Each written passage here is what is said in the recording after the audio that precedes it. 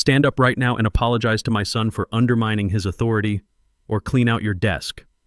Charles Whitfield's voice cut through the boardroom like a blade, his finger pointing directly at me across the mahogany table.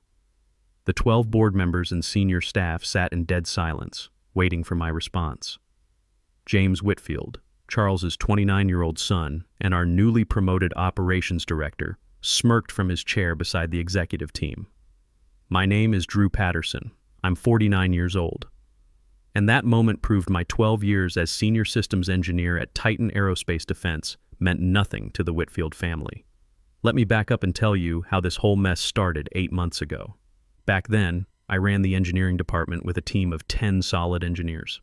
We specialized in radar guidance systems for defense contracts, and I knew every circuit, every specification, every safety protocol by heart.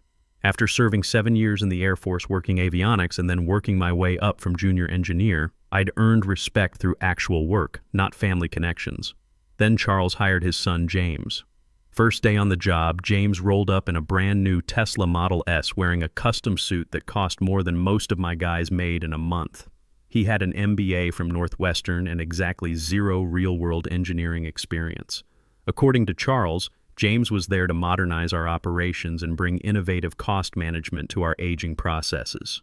Red flag number 1. But I figured every boss's kid deserves a chance to prove themselves. "Drew, you'll be mentoring James," Charles announced during our department meeting. "Show him our processes. He's got some fresh ideas about optimizing efficiency." James's first fresh idea was reducing our environmental testing protocols by 50% to accelerate production schedules. When I explained that defense contracts require specific temperature and vibration certifications, he waved me off. "Look, Drew, I understand you're comfortable with traditional methods, but we need to embrace lean manufacturing principles. My father expects measurable improvements, not status quo thinking." That's when I realized we had a serious problem. This wasn't just nepotism. This was dangerous nepotism applied to military equipment manufacturing. Our company had been around for 28 years, building a solid reputation one contract at a time. We weren't some massive defense contractor, but we'd carved out a nice niche in radar components. Most of our contracts ran between $5 million and $15 million, steady work that kept 95 employees busy and the lights on. The real trouble started 4 months later when we landed the Lockheed Martin contract worth $22 million over 18 months. It was the biggest deal in our company's history. The contract specified manufacturing radar guidance components using military-grade hardened chips with specific temperature tolerance requirements from +40 degrees to +160 degrees and comprehensive vibration testing standards. James was assigned to lead the cost analysis phase while I handled technical specifications. His initial reports showed production costs 18% lower than my engineering assessments. When I questioned the numbers, he got defensive. "Maybe you're not seeing the optimization opportunities here, Drew. I've identified several process improvements that could save us hundreds of thousands while maintaining quality standards." I reviewed his analysis that evening. James had systematically replaced military-grade hardened chips with standard commercial components, reduced temperature tolerance requirements from 40 degrees to +160 degrees down to 25 degrees to +140 degrees, and cut vibration testing from 5 samples per batch to 2 samples per production run. These weren't optimizations. They were fundamental alterations that would produce radar systems 25% less reliable than contract requirements.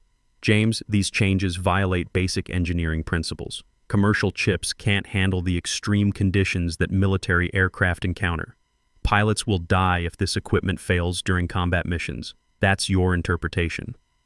My analysis shows commercial components can meet performance requirements at significant cost savings.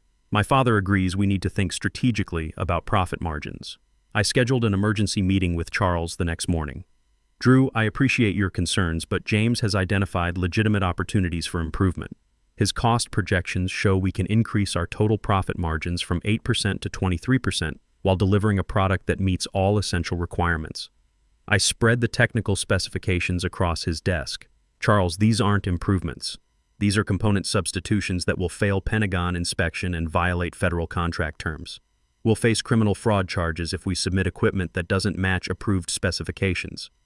Charles leaned back in his leather chair. "I think you're being overly conservative. James has advanced business training from one of the top MBA programs in the country. He understands strategic considerations that pure engineering perspectives might miss. I understand that commercial chips fail at 35 degrees while military-grade components maintain functionality down to 50 degrees. No MBA program changes basic physics. Charles's expression hardened. Drew, I'm going to say this once. James represents the future direction of this company. If you can't adapt to new methodologies, then perhaps it's time to consider whether you're the right fit for our evolving organization. The threat was clear. Accept James's dangerous modifications or find another job. Here's where it gets really interesting, though. Over the following 2 months, things escalated in ways I never expected. James started attending my engineering meetings uninvited, contradicting my technical assessments in front of my team. He'd send emails to Lockheed procurement officials with revised specifications, copying me as if I'd approved the changes. When federal inspectors asked technical questions during site visits, James would defer to me, then later blame any confusion on my unclear communication style. You know what really got to me? Watching my team's morale crumble. 2 of my best engineers, Steve Rodriguez and Amanda Foster, requested transfers to other departments. Not because they'd lost confidence in my abilities, but because James had made it clear that association with resistant personnel would impact their career advancement opportunities. My team shrank from 10 engineers to 8, while James's influence expanded throughout the organization. The guy was systematically destroying everything we'd built over the years. But here's the thing about working in defense contracting. You develop a certain paranoia about documentation. Everything has to be traceable, accountable. So I started keeping detailed records of every interaction with James and Charles. Call it old Air Force habits. The breaking point came during preparation for the major Pentagon compliance review scheduled for December 15th. I'd spent 4 weeks documenting why James's component substitutions would compromise safety and violate contract specifications. The night before our presentation, I was working late when I heard voices from the main conference room. Something about the tone made me stop and listen. Dad, what happens if the Pentagon asks technical questions I can't answer tomorrow? Don't worry, James. I've already briefed the procurement team that Drew has been resistant to efficiency improvements. If there are any technical issues during the presentation, we'll frame them as his failure to provide adequate documentation support. I quietly moved closer to the conference room door and activated my phone's recording function. Thank God for modern technology. But what if they want to see the original engineering specifications? There are no original specifications. Drew's analysis was incomplete and overly conservative for modern manufacturing standards. Your cost optimization study represents our official engineering position. Trust me, after tomorrow's presentation, you'll be leading this entire department. That conversation changed everything. This wasn't incompetence or even standard corporate politics. This was deliberate fraud, and they were planning to destroy my career to cover their tracks. I spent the next morning documenting everything I could get my hands on. Every email, every meeting note, every conversation I could remember. I kept backup copies of all original engineering reports and compared them with James's modified versions. The differences were staggering. He'd systematically altered component specifications, eliminated crucial environmental tests, and reduced inspection requirements across 14 different contract items. The most dangerous change involved the radar guidance processors. My original specifications called for military-grade hardened chips with operating temperature ranges, from +40 degrees to +160 degrees.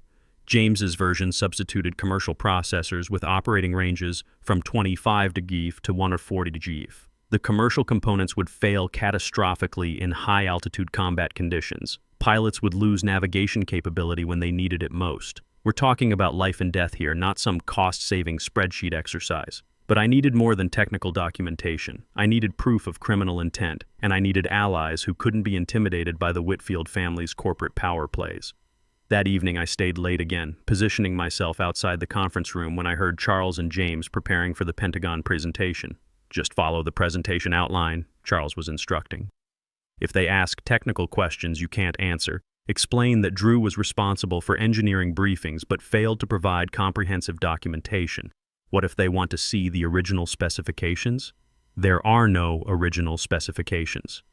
Drew's analysis was incomplete and overly conservative for modern manufacturing standards. Your cost optimization study represents our official engineering position.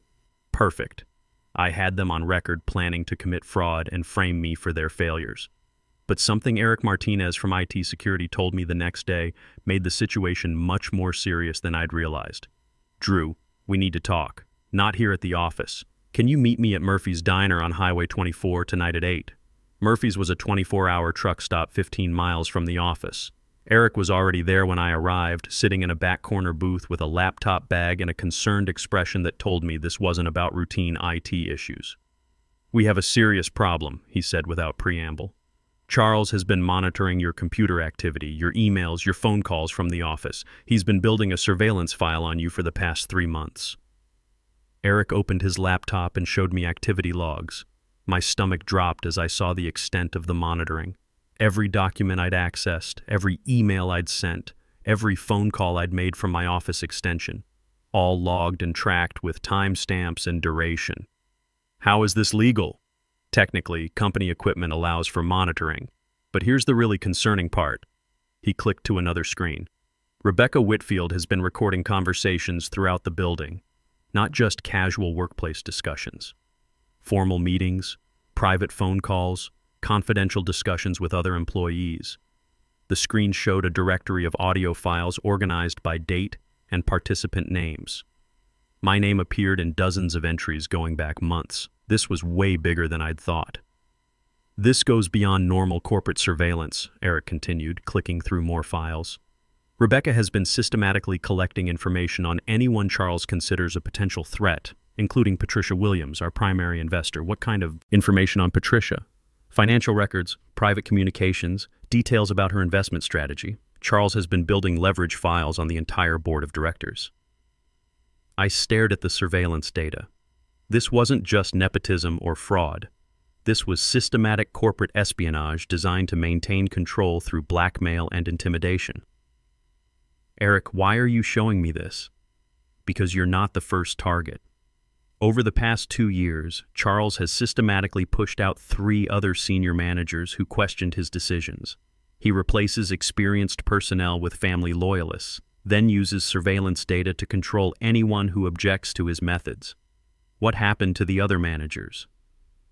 Thomas Anderson from Quality Control was forced out after Charles discovered personal financial problems and threatened to report them to federal security clearance authorities.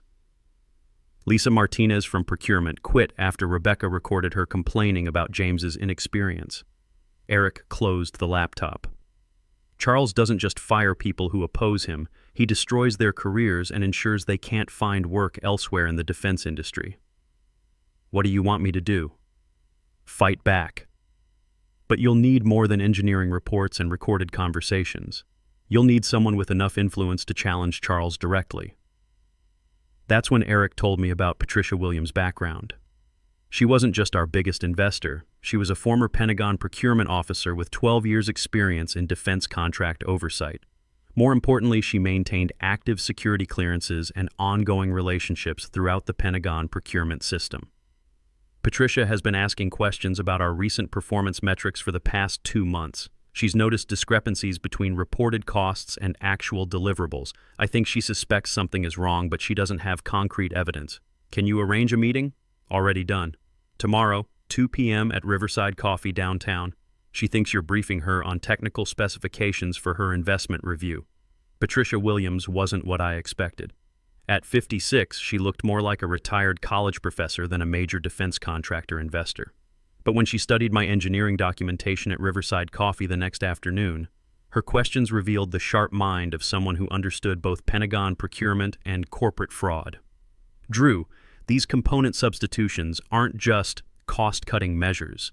They're systematic contract violations that could result in federal criminal charges. She compared James's modified specifications with my original reports. If these altered specifications were submitted to Pentagon procurement, we're looking at conspiracy to defraud the government. Charles believes he can control the investigation through surveillance and pressure tactics. He's miscalculated. Patricia pulled out her own folder. I maintain active relationships throughout Pentagon procurement. More importantly, I've been monitoring concerning trends in this company's performance metrics for the past 4 months. Delivery schedules have slipped 19% since James joined the organization. Quality control reports show increasing deviation from contract specifications. Most troubling, our profit margins have increased while our actual material costs should be rising due to inflation. You think Charles has been manipulating financial reports beyond just the Lockheed contract? I think this fraud extends much deeper than component substitutions on a single contract. She handed me a financial analysis. James's efficiency improvements have supposedly saved $420,000 across 4 different Pentagon contracts over the past 6 months. That level of cost reduction is impossible without compromising quality or violating specifications. The numbers were damning. No legitimate engineering improvements could generate those savings without fundamental changes to materials, processes, or safety protocols. Patricia, what do you need from me? Complete documentation of all specification changes, recorded evidence of criminal intent, and testimony from other employees who've witnessed this fraud. Can you provide those? I have recorded conversations between Charles and James planning to blame me for their specification violations. Eric Martinez has documented their surveillance operation, but we'll need more than just my word against theirs. Leave that to me. I have contacts who can arrange for an unannounced Pentagon compliance audit, but we need to be prepared for Charles's counterattack. That's when Patricia explained Charles's leverage strategy in detail.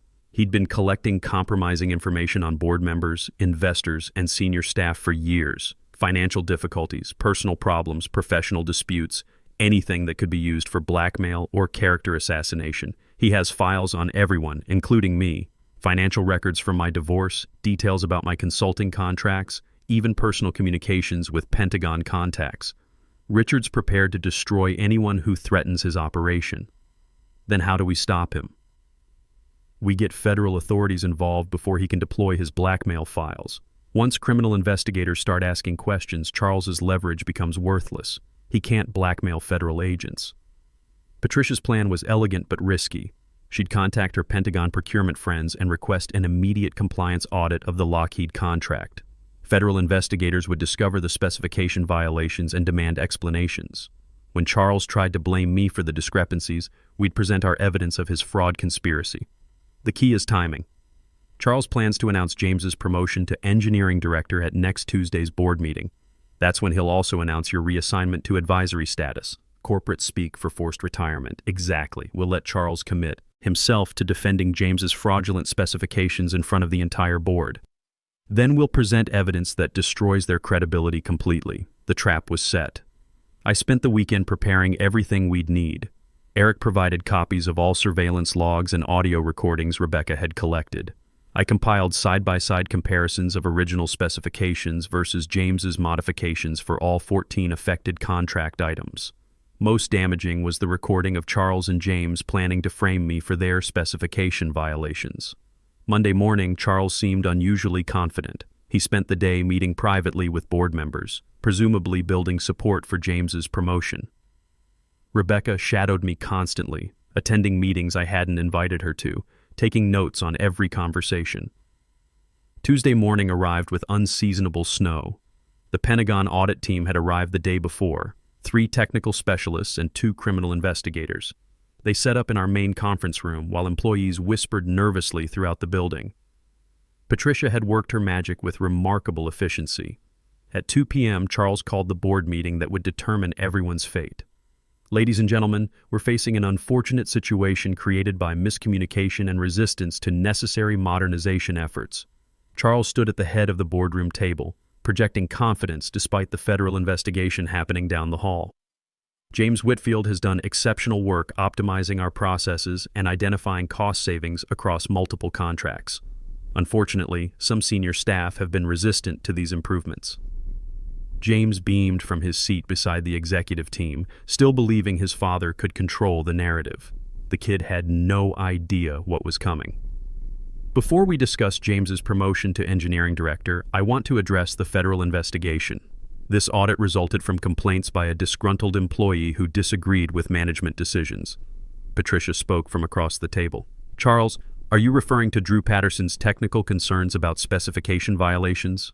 I'm referring to Drew's inability to adapt to modern engineering practices and his attempts to undermine James's legitimate improvements. Those aren't improvements, I said, standing up. They're dangerous modifications that violate federal contract terms and safety requirements. I connected my tablet to the room's display system. I believe this evidence will clarify the actual situation. What I showed them was devastating. Side-by-side comparisons of original specifications versus James's modifications. Component reliability reductions, eliminated environmental tests, compromised temperature tolerance standards. Every change violated both contract requirements and basic engineering principles. These modifications were made without my approval and submitted to Pentagon procurement under my name as reviewing engineer. James jumped up, his face flushed. Those are preliminary efficiency studies. Drew approved all final optimizations after our engineering reviews. Actually, I said, pulling out my phone, that's not what you told your father. I hit play, and James's voice filled the room. Dad, what happens if the Pentagon asks technical questions I can't answer? Then Charles's unmistakable voice. Don't worry, James. I've already briefed them that Drew has been resistant to efficiency improvements. If there are technical issues, we'll frame them as his failure to provide adequate support. The room went completely silent. Board members stared at Charles in shock. You could hear the ventilation system humming. Those recordings are illegal and taken out of context, Charles said, his composure finally cracking. No, said a voice from the back of the room. They're evidence of conspiracy to commit fraud. Inspector Williams walked in with 2 federal agents. We've completed our preliminary review. Mr. Charles Whitfield, Mr. James Whitfield, and Mrs. Rebecca Whitfield, you're under arrest for conspiracy to defraud the United States government. What happened next was swift and decisive. Federal agents secured all company computers and phones. Charles and James were handcuffed and escorted out while Rebecca collapsed in her chair, finally understanding that Charles couldn't protect her from federal prosecutors. James kept looking back at his father as they led him away, like he still couldn't believe this was really happening. The golden boy finally learning that Daddy's influence had limits. Patricia approached me as the agents finished collecting evidence. The board will need immediate leadership for the engineering department. Are you interested in the position you should have had years ago? 6 months later, I'm sitting in what used to be Charles's office, reviewing specifications for upgraded radar testing equipment. The Lockheed contract was renegotiated with proper components and realistic safety margins. Our engineering team expanded from 8 to 14 engineers, all hired based on competence rather than family connections. Charles pled guilty to federal fraud charges and received 3.5 years in federal prison plus $4.2 million in fines and restitution. James was banned from government contracting permanently and faced multiple civil lawsuits from affected military units. Rebecca lost her security clearance and accepted a plea deal for cooperation in exchange for probation. The real victory wasn't their punishment, though. It was rebuilding trust with Pentagon procurement and proving that experienced engineering judgment matters more than MBA cost optimization theories. Eric got promoted to Chief Information Officer and implemented comprehensive cybersecurity protocols. Patricia joined our board as chairwoman, ensuring proper executive oversight going forward. Most importantly, we now hire veterans, community college graduates, and state university engineers who understand that military equipment isn't about profit margins. It's about bringing pilots home alive. If you've dealt with workplace nepotism or corrupt management, document everything and find allies who value integrity over politics. Sometimes fighting a broken system means taking risks that privileged kids will never understand. Experience beats education when lives depend on your work. And sometimes doing what's right means standing up to people who think family connections matter more than professional competence. That's my story. Drew Patterson, VP of Engineering Operations, Titan Aerospace Defense. Still here, still fighting for quality over shortcuts. Still making sure our equipment works when it matters most.